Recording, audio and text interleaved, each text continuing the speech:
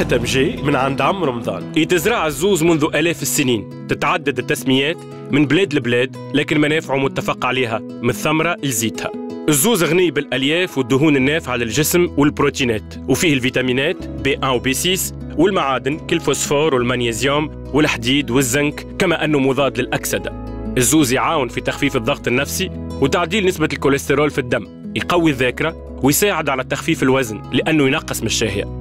في رمضان الزوز ينجم يكون من الفاكهة اللي تدخل في تركيبة برشا أطباق مالحة وخاصة حلوة، في سلطة مع ليتو وجبن، ولا زادة في الليسوس مع اللحم ولا الدجاج. الزوز موجود في ليغاتو وليكيك، ويزين لي ديسير كيما العصيدة والكريمة، وحتى في الحلو التقليدي التونسي اللي نحضروه للعيد نلقاو الزوز في التواجن ولا في البقلاوة والكعابر. الزوز نكهته متميزة ومطعمه ما يشبه لحتى فاكهة أخرى.